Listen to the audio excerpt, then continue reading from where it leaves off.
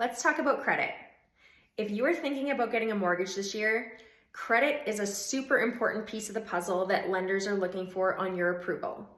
So it's very important that you know how to properly manage your credit and know how to help build up your score if maybe it's not exactly where you need it to be.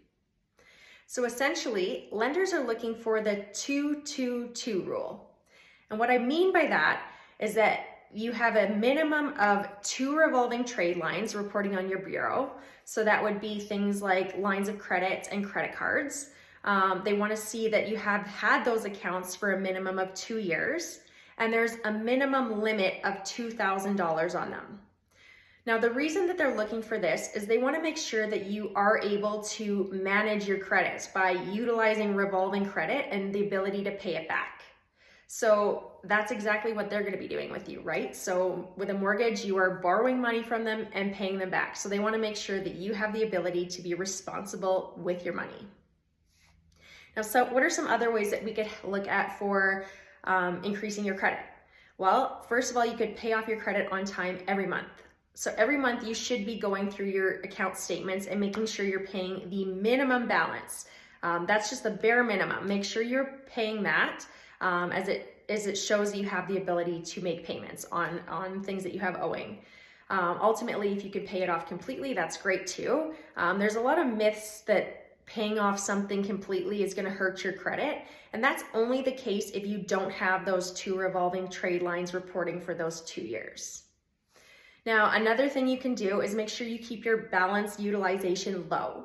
So essentially, you don't want to use any more than 30% of the limit that's on your card. So you always want to keep the balance at 30% or under in order to help build your credit up as well. So if you are struggling and you find that you're pretty close to, maybe you're a little over 30%, you could always see if you can get an increase on your credit card just to help keep that balance higher. But be cautious. If you're doing that, please don't go and spend more money just because you have a higher balance. You're really doing that more as a responsibility to try and boost your credit up and to keep that balance higher and that split separate. Another thing is don't go apply for every credit card that you see. There's so many points programs and every store now has a credit card. You don't need them all. Honestly, every time you get a credit check done, it temporarily decreases your credit score. So you want to make sure that you're only applying for credit when you absolutely need to. And then lastly, keep accounts open. So if you have an account that's been sitting there, a lot of times it can seem weird, like, why would I have this credit card? I don't even use it. I'm just going to close the account. Don't do that.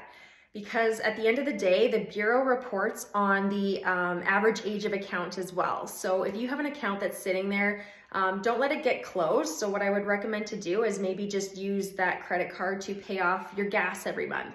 So put your gas on it every month, pay it off when you're done at the pump, right? So it's just important because they want to make sure that you have the ability over time to manage credit as well. So I think that that's really important, that you don't close your accounts just because you're not utilizing them. Keep them open. It helps to build your credit up. So if you have any questions or you want to chat about ways that you can build your credit, give me a call. I'm more than happy to help. Have a great day.